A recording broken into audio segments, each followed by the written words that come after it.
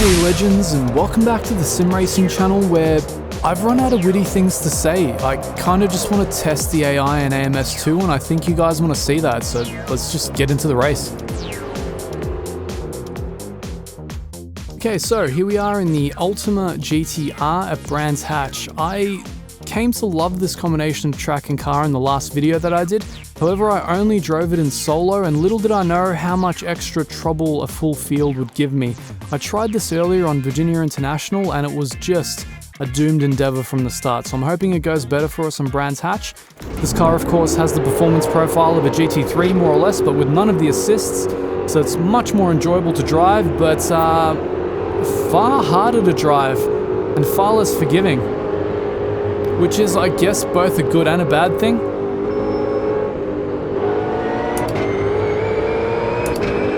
And we'll see how we get on with it. Seemingly a bit of that first lap itis coming in from the AI. I've jacked them up quite high, so they should race us. Well, until the first corner, that is.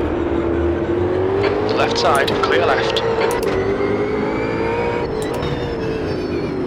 Truth be told, with the way I am performing with this car, I'll be happy with a midfield finish, or simply just a finish, period.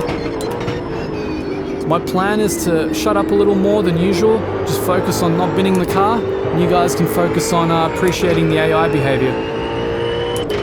Or not, depending on what they do, really.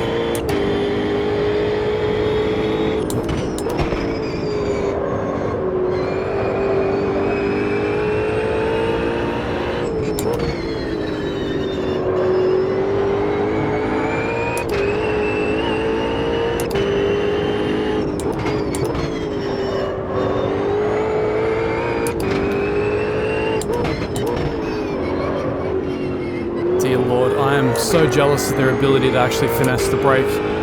For me, it's basically a self-deletion pedal.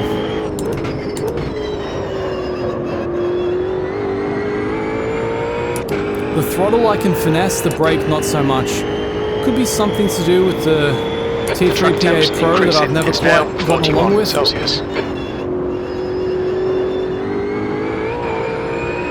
Could be something else. Net effect is me plus brake equal bad.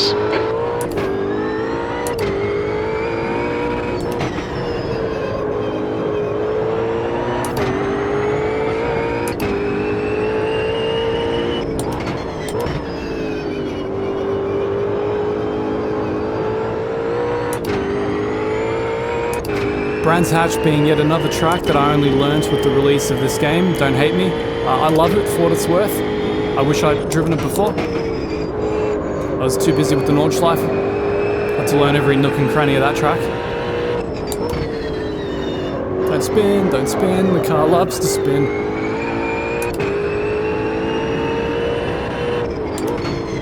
One of the reasons I'm avoiding driving this car on the limit is that my ability to make corrections is very, very limited by my very flimsy rig right now. So when you have a direct drive wheelbase on a entry-level stand, what essentially happens is the forces move the entire assembly around. And in my case, what it means is when I go to correct for spin, I basically just kind of fling the entire rig. Track temps are falling. Air temperature is now 20. The track temperature is now 28 Celsius.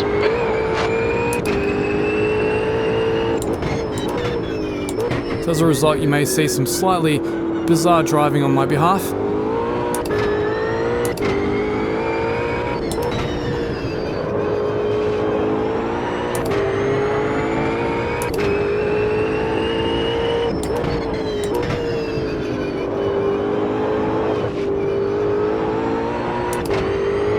It's a very fun car to drive on the limit, but it can step out on you any moment.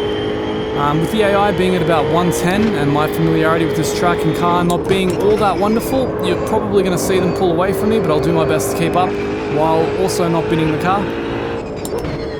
Ideally the latter more than anything.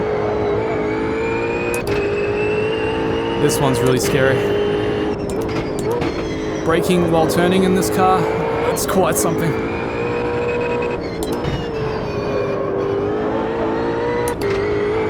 Oh, just maintaining this position is taking a bit out of me.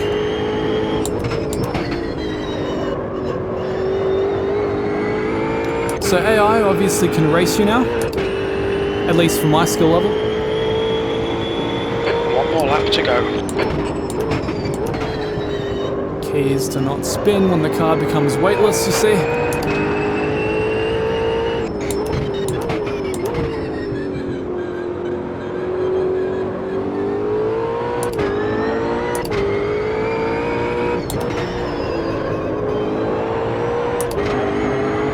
There are some corners this car just feels amazing on in this track, but there's that ever-present fear of just binning it. Especially if the rear steps out on you there, you're completely done. I mean, even in the Rocco you're done, but in this car, oof.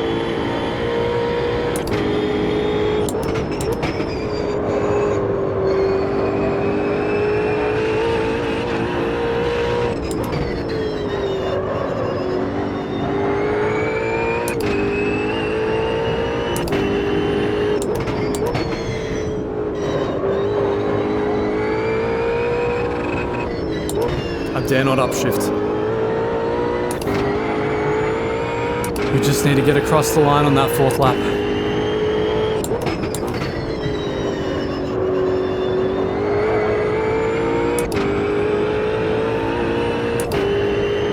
Are we actually gaining? No way. Ah, not that it matters.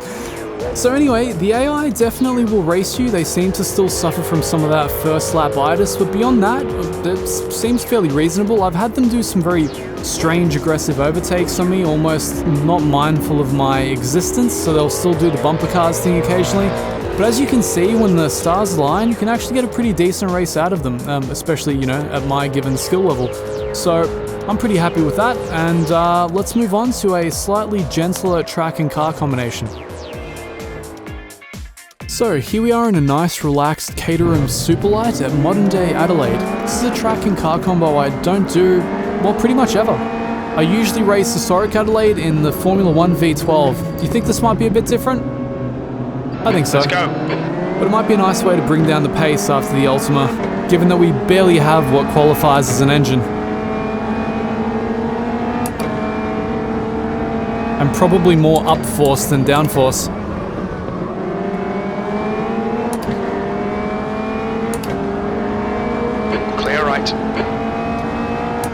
So since the okay, AI is still a little bit early on the brakes in the first lap, but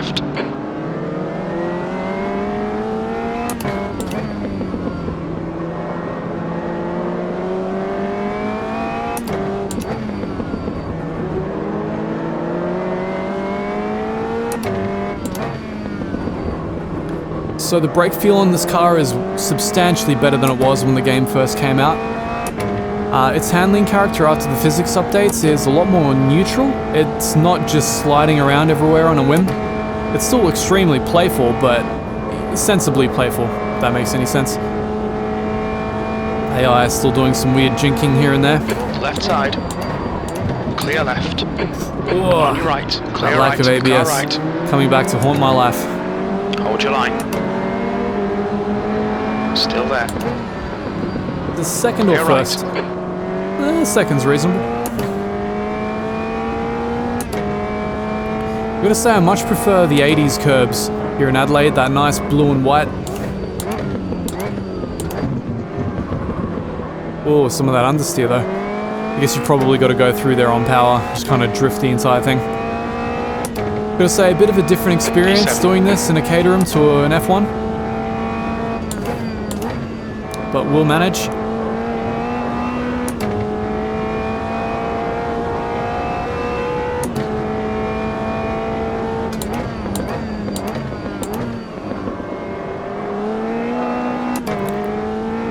As always, I mean, this is the first car I think I drove in AMS2, and it's still as fun on the limit as it always was. Gap to Thompson in front is now 0.8. Possibly more so, because you can kind of control its limit a bit better, rather than just kind of having to drift everywhere.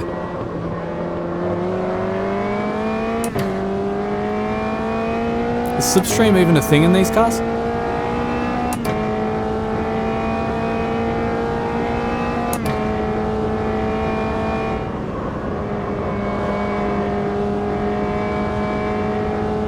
That is flat in an F1, and A bit less so in this car.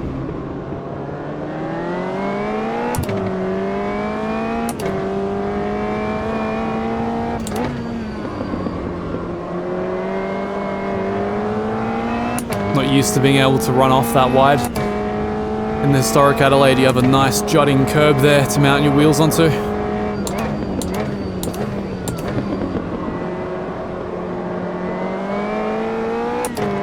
I'm jealous. Just done a 132.4. The AI always takes that last hairpin quicker than me. 132.5. That's half distance. The fuel's okay.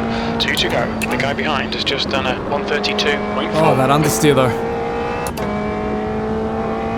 Also eternally thankful to my crew chief for just incessantly talking over me. Curbs aren't so much an issue in this car. You just kind of go over them. Clear left. Oof. Not the experience I Car needed. left. Still there. Clear left. This Come on, car, A. Don't panic. We'll get him back.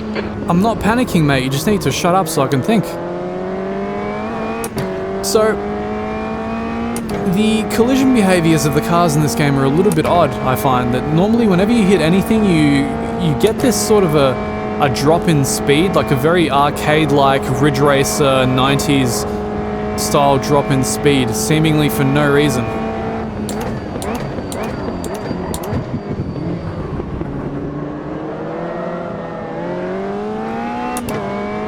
I feel like I should have put my oval rim on for this car.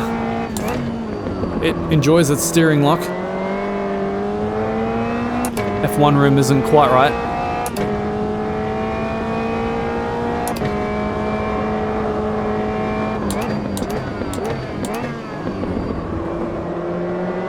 Ah, there's the ticket.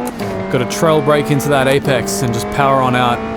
Amazingly easy to do with my world-leading Thrustmaster T3PA pedals, which have no disadvantages whatsoever, especially given their lower price point.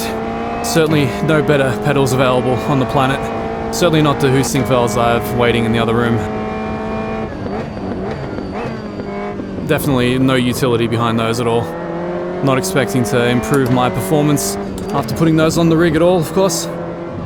Because mid-range sim gear is as good as it gets. Now decreased to 1.4.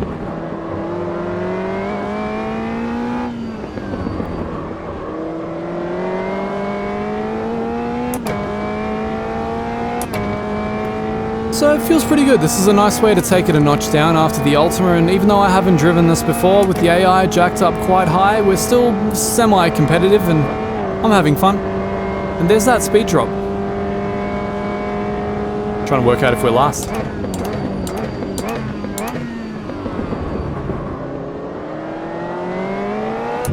Yeah, it's definitely all about pivoting the front end. Thanks, crew chief. I appreciate the courtesy. It's all about pivoting the car in with the trail braking and then powering on out with the accelerator in this one, it seems.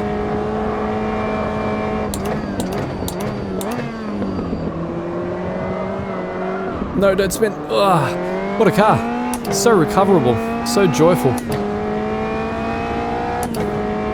P8, there's the checkered flag. Oh, enjoyed that a fair bit. The AI seemed fairly sensible for the most part. Collisions aside and some odd jinking behaviors, I think they're getting there. It doesn't seem like something that's really been quite nailed yet. I think we're going to need the next couple of updates to make them truly raceable. I probably still prefer to just race time trials by myself, but in terms of what they've achieved so far, it's not too bad. So if you guys enjoyed that video, make sure to smash subscribe to stay up to date with all future AMS2 content, and until then, I'll see you guys next time.